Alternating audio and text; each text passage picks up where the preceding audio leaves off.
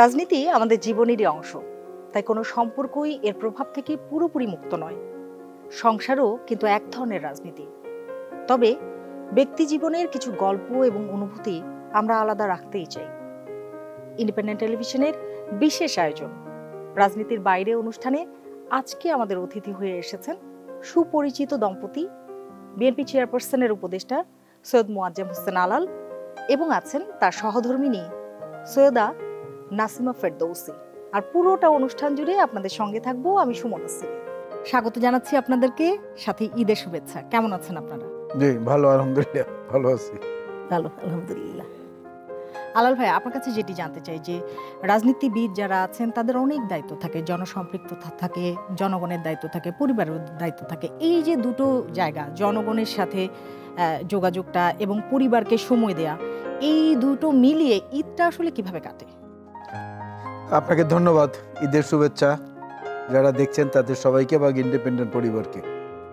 বিষয়টা হচ্ছে যে জবাবদিহিতা, অ্যাকাউন্টেবিলিটি, যেটা এটা ব্যক্তি জীবনে, সমাজ জীবনে, রাজনৈতিক জীবনে, পারিবারিক জীবনে সব জায়গায় আছে।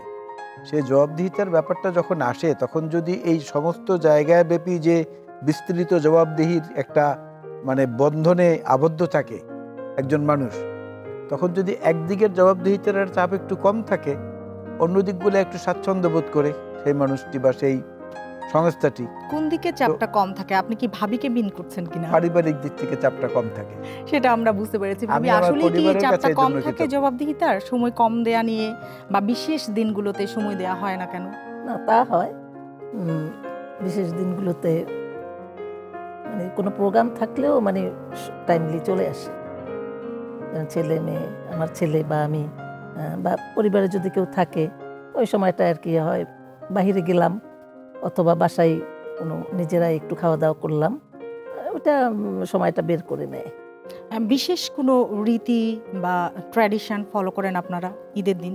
না, ওইভাবে ঠিক ট্র্যাডিশন নাকি সময়টা আসলে সময়টা নিজেরা ঘরেই আর কি যারা আছেন আমার পরিবারে, আমার ছেলের বউ বা নাতি অথবা আমার ছেলে নিয়ে একটা যদি কোনো গেস্ট আসে তখন হয়তো একটু খাওয়া দাওয়া, আনুষ্ঠানিকভাবে ওই রকম কোনো কার্যক্রম থাকে কারণ হয়ে ওঠে না ন্যাচারালি।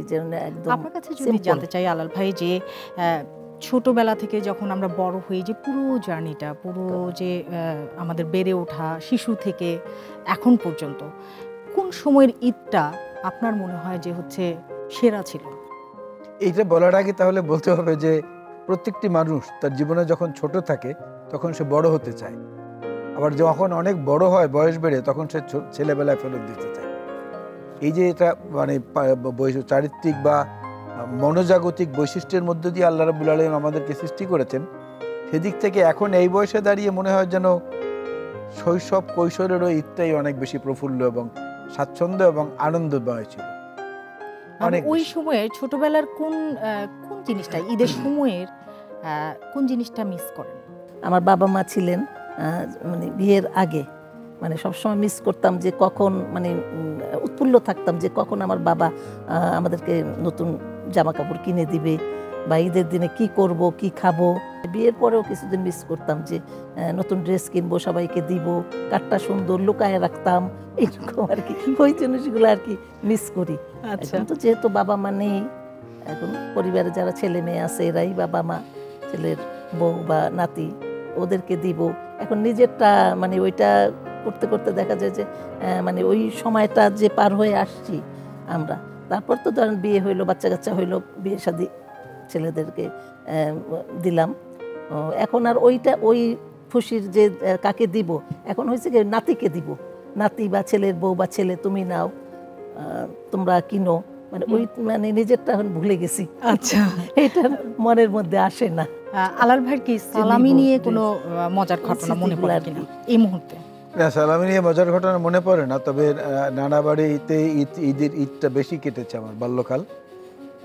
বরিশাল জেলার মধ্যে নানা বাড়িটা, ওইখানেই ঈদের সময়টা বেশি কেটেছে। তবে মামারা উপহার নিয়ে যেতেন আর কি, নিয়ে কখনো আমার এক ছোট মামা ছিলেন, তিনি আবার এটা নিয়ে লুকোচুরি করতেন।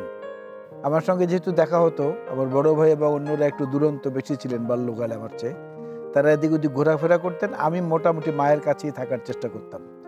তো মামা গিয়ে আমাকে খেপাতেন, বলতেন তার বোনকে অর্থাৎ আমার মাকে বলতেন যে অমুকের জন্য দুলালের জন্য, হেলালের জন্য, জেলালের জন্য আনছি, এটা নাও আপু, তোমার কাছে রাখো।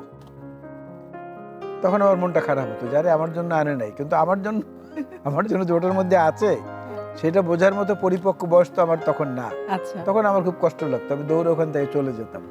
পরে দেখা যেত যে না, এটা একটা লুকোচুরির খেলার মতো, দেখা গেছে যে না, আমার জন্য একটা স্পেশাল কিছু নিয়ে আসছে। আচ্ছা, এটা খুব স্মৃতিতে আমার এখনো খুব গভীর দাগ হয়ে আছে। এখনকার ঈদ আর তখনকার ঈদের মধ্যে যদি নতুন জেনারেশনের কথা বলি, আপনাদের 3 ছেলে, পার্থক্য দেখেন, মানে ওদের চিন্তাধারা বা আপনারা যখন এই বয়সে ছিলেন তখনকার চিন্তাধারায় বা তাদের উৎসবটা পালন করার ক্ষেত্রে পরিবর্তনটা কোথায় এসেছে আসলে? না, পরিবর্তনটা যেখানে এসেছে তার মধ্যে বেশ কিছু এসেছে বেশভূষা, পোশাক আশাকে। আর একটা এসেছে মনোজগতিক, সেটা হচ্ছে যে তারা একই সঙ্গে ঈদের দিনের ধর্মীয় যে আনুষ্ঠানিকতা সেটাও যেভাবে পালন করতে চায়, পরিবারকে সময় দিতে চায়, আবার বন্ধুদেরকেও সময় দিতে চায়। আর আমরা ছিলাম এমনভাবে যে আমরা পরিবারকেই সময় দিতাম, বন্ধুরা তাদের মতো করে আসতো, আমরা আবার পরিবারের একটা পর্ব সম্পন্ন করে বন্ধুদের কাছে যেতাম। কিন্তু ওরা বেশি সময়টাই বন্ধুদেরকে দিতে চায়, পরিবারকে একটু কম দিতে চায়। সেটা কি এই কারণে কিনা যে এখনকার যারা প্যারেন্টস আছেন তারা অনেক বেশি ব্যস্ত থাকেন, সেটাও একটা প্রভাব ফেলে কিনা এইসব ক্ষেত্রে? না, সেটা তো হয়েছেই। যন্ত্রের যত গতি বেড়েছে, মনের আবেগ তত গতি কমে গেছে। কার একজনের লেখায় পড়েছিলাম না যে বিজ্ঞান আমাদেরকে বেগ দিয়েছে কিন্তু কেড়ে নিয়েছে আবেগ। ভাবি, একটু জানতে চাই যে ছেলেরা কখনো অভিযোগ করে কিনা যে ভাইয়া সময় দিতে পারে না, যেহেতু ভাইয়া মানে জনপ্রতিনিধি একজন, জনগণও কিন্তু চায় যে ভাইয়ার সময়, সেক্ষেত্রে পরিবারকেও দিতে হয়, এই জায়গায় ব্যালেন্স করাটা আসলে কঠিন। সেক্ষেত্রে ছেলেরা মানে মায়েদেরকেই তো বলবে, কমপ্লেইন কখনো কি করতো? এখন না হয় বড় হয়ে গেছে। এখন পর্যন্ত ওরা, আমার 3টা ছেলে তো আলহামদুলিল্লাহ অনেক লক্ষ্মী ছেলেগুলো, তো ওরা বুঝে যে সময় দিতে পারে না, বরঞ্চ খোঁজ খবর নেয় যে বাবা তুমি কোথায়, বা ঠিক আছো কিনা, বা কোথাও গেলে কোনো প্রবলেম হইলে, এখন তো যেহেতু বড় হয়েছে ওরা বুঝে যে কোনো প্রবলেম আছে কিনা, তাহলে চলে আসো। ওই অভিযোগটা কখনোই ওরা করে না, কারণ বুঝে এরা যে বাবা তো রাজনীতি করে, তো বরঞ্চ সেই সময়টা আমাকে দেয়, যে বাসায় হয়তো ছেলে অন্য জায়গাতে আছে, বাসায় আসে বা কাছে থাকে, খোঁজখবর নেয়। ওই অভিযোগটা এখন পর্যন্ত ওরা কখনো বলে না যে বাবা আসে না, আমাদেরকে সময় দেয় না। আপনি তো ছাত্র জীবন থেকেই রাজনীতিতে আছেন, সেক্ষেত্রে কোনো অসুবিধা হয় কিনা? নিশ্চয়ই কোয়ালিটি টাইম। না, সেটা সমস্যা হয়নি, কারণ আমি যখন আমার বিয়ের পরে আমার বড় ছেলের জন্ম নেওয়া পর্যন্ত এবং তার মোটামুটি একটা প্রাথমিক শিক্ষা পর্ব শেষ হওয়া পর্যন্ত আমার মা জীবিত ছিলেন। আমার শাশুড়ি ছিলেন না, কিন্তু আমার মা জীবিত ছিলেন। আমার মায়ের যত্নটা তার বড় নাতির দিকে খুব এত বেশি করেছিল যে ছেলে হয়তো আমার অভাবটা অতটা অনুভব করতো না, এজন্য কোনো অভিযোগ ছিল না। কিন্তু আমি সার্বিক বিষয়গুলোকে গুরুত্বের সঙ্গে বিবেচনা করতাম এবং সেই অনুযায়ী তার মাকে পরামর্শ দিতাম যে এইটা করো। আরেকটি বিষয় একটু জানতে চাই যে আপনি তো কাজিনকে বিয়ে করেছেন, সেক্ষেত্রে ছোটবেলা থেকেই জানাশোনা, সেই বিষয়টা একটু শুনতে চাই, সেই গল্পটা শুনতে চাই। কিভাবে শুরু, কে আগে বললেন, কখন বুঝলেন? আলাল ভাই শুরু করেন। আলাল ভাই একটু ভেবে নিচ্ছেন। না, ভেবে নিচ্ছি না। আমি উত্তম এবং সুচিত্রার একটা ছবি দেখেছিলাম, ওই ছবিতে একটা গান ছিল, কে প্রথম ভালোবেসেছে, তুমি, ও বলে তুমি, ও বলে তুমি, ও বলে তুমি, ও বলে তুমি। শেষমেশ কি হয়, মানে কনক্লুশনে যে কে আসলে বলে?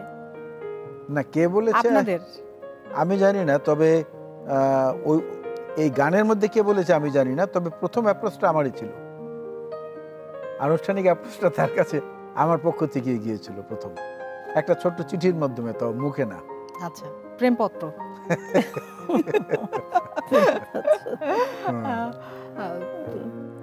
ভাবি যখন প্রেমপত্রটা পেলেন তখন আসলে কি মনে হয়েছিল? তার আগে থেকেই কি ভাইয়ার প্রতি মানে একটু মনে হয়েছে যে না, কাজিনের চেয়েও বেশি কিছু বা বন্ধুত্বের চেয়েও বেশি কিছু, এটা মনে হয়েছে কিনা, বা কখন মনে হয়েছে? না, আসলে কি ওইভাবে তখন মনে হয়নি, মনে হয়েছে তাকে ভালো লাগতো, আমার দাদার কাছে আসতো, আমার দাদা আবার ওকে খুব পছন্দ করতো, তো পড়াশোনার এসে আসতো বা গল্প গুজব করতে আসতো, ওই সুবাদে আর কি ভালো লাগতো, ওইটুকুই কথাবার্তা বলতাম। কিন্তু তার সাথে যে প্রেম করব বা বিয়ে হবে ওইটা ছিল না তখন মাথায়। একটা সময় দেখা যায় কখন যে মানে আমি তার প্রতি মানে ইয়ে হয়ে গেছি, আমি একটু উইক হয়ে গেছি, তখন আর কি সমর্থন করতে হয়েছে, সাপোর্ট করতে হয়েছে। আমাদের বিয়ের অনেক চড়াই উতরাই পার হয়ে আসতে হয়েছে, অনেক ভাবিকে পেতে হয়েছে আপনার।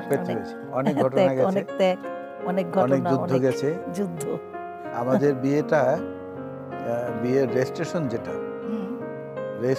মানে যেটা যেখানে বিয়ে রেজিস্টার করা কাজীর অফিসের যে রেজিস্ট্রেশনটা, সেইখানে ছেলে পক্ষের সাক্ষী ছিলেন ওই সময়ের বরিশাল জেলার পুলিশ সুপার, এবং মেয়ে পক্ষের সাক্ষী ছিলেন তখন ওই সময়ের বরিশালের জেলা প্রশাসক, মানে প্রশাসনিক কর্মকর্তারা। প্রশাসনিক কর্মকর্তারা বিয়েটা পড়িয়েছেন তারাই, ডিসি সাহেব এবং এসপি সাহেব দুজন দুই পক্ষের প্রতিনিধি হয়ে তারপরে বিয়েটা পড়িয়ে দিয়েছেন। ভাইয়ার কাছে একটু জানতে চাই যে কে বেশি রোমান্টিক?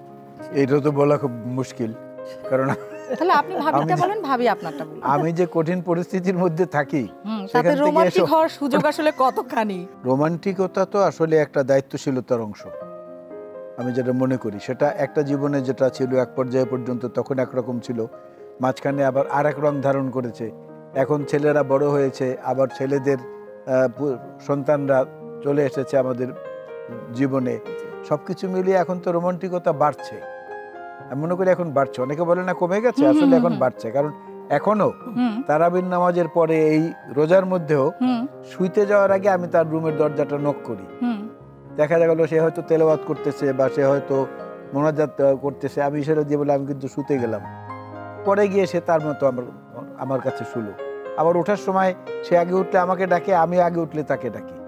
এই জিনিসটা যেহেতু এখনো বজায় আছে, সুতরাং আমি তো মনে করি রোমান্টিকতা আমার আগের মতোই আছে, শুধু স্টাইল পরিবর্তন হয়েছে। আচ্ছা, রাজনীতিবিদের অনেক কিন্তু তর্ক করতে হয়, সেক্ষেত্রে বাসায় আপনি তর্ক করেন না? বাসায় খুব তর্ক আমার কম করা পড়ে, কারণ আমি নিজেকে এই জন্যে আল্লাহর কাছে শুকরিয়া আদায় করি এবং ধন্য মনে করি, কারণ আমার মা, আমরা 5 ভাই, তো 5 ভাই বিয়ে শাদী করার পরবর্তী সময় পর্যন্ত আমার মা জীবিত ছিলেন। তো আমার মা খুব বড় গলায় সমস্ত আত্মীয় স্বজনের কাছে বলতেন যে আমার 4টা হলো আমার ছেলের বউ, আর সীমা হলো আমার মেয়ে, ওর কথা বলতে, সে হলো আমার মেয়ে। এই যে একটা ব্যতিক্রমী ডেফিনেশন, এটার মধ্যে থেকে সে সবাইকে এত বেশি আপন করে নিয়েছে যে ওর মধ্যে আর আলাদা করে নিজের অস্তিত্ব চিন্তা করাটার ওর সময় আসলে ও পায়নি। ওই দিক থেকে আমি একটা অপরাধ বোধে ভুগি যে আমার যে সময়টা ওর প্রতি অনেক বেশি যত্ন নেওয়ার দরকার ছিল, সে সময়টা আমি পারিনি রাজনীতির কারণে। ব্রুনাই ইউনিভার্সিটিতে আপনি শিক্ষকতা করার সুযোগ পেয়েছিলেন, আপনি কেন যাননি? কি মনে হয়েছিল, কি ভেবে থেকে গিয়েছিলেন? এটা একটা আপনি মজার এবং খুব স্মৃতিকাতর একটা জিনিস উত্থাপন করেছেন। ব্রুনাই ইউনিভার্সিটিতে চাকরিটা পেয়ে যখন আমার কাছে অ্যাপয়েন্টমেন্ট লেটারটা আসলো, তখন জিয়াউর রহমান সাহেব কেবল শাহাদাত বরণ করেছেন তার বোধহয় 15-20 দিন পরে। আমি তখন বরিশাল জেলা যুব দলের সেক্রেটারি এবং নির্বাচিত সেক্রেটারি, গোপন ভোটের মাধ্যমে নির্বাচিত সাধারণ সম্পাদক জেলা যুব দলের, এবং বরিশাল তখন খুলনা বিভাগের আওতায়, বরিশাল আলাদা বিভাগ হয়নি। তো তখন কর্নেল মুস্তাফিজুর রহমান সাহেব ছিলেন পররাষ্ট্রমন্ত্রীর দায়িত্বে, এবং বিএনপির এক সময়কার মহাসচিবও ছিলেন উনি কিছুদিনের জন্য।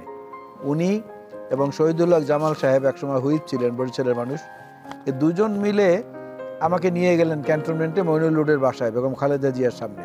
তিনি এই জিনিসটা শোনার পরে আমাকে বললেন, আপনারা সবাই যদি এখন বাইরে চলে যান তাহলে রাজনীতির দায়িত্ব নিয়ে আমি আর কি করব, বিচারপতি সাত্তার সাহেবই তাহলে দলটা চালাক, আমাকে দায়িত্ব নিতে ওনারা বলছেন, আমি আর দায়িত্ব কেন নেব।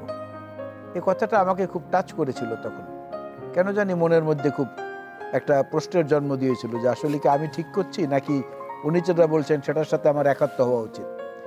আমি বরিশালে ফিরে আমার মার সঙ্গে এবং আমার বড় ভাইয়ের সঙ্গে কথা বললাম।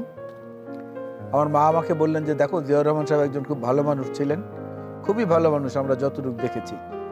ওনাকে যেভাবে মেরে ফেলা হয়েছে এটা ঠিক না, ওনার স্ত্রী যদি এখন রাজনীতি করতে চান তাহলে তুমি এখানেই থাকো, চাকরিতে বিদেশে গিয়ে লাভ হবে কি, এইখানে থেকে হয়তো ভালো কিছু হতেও পারে, এক সময় থেকে যাও।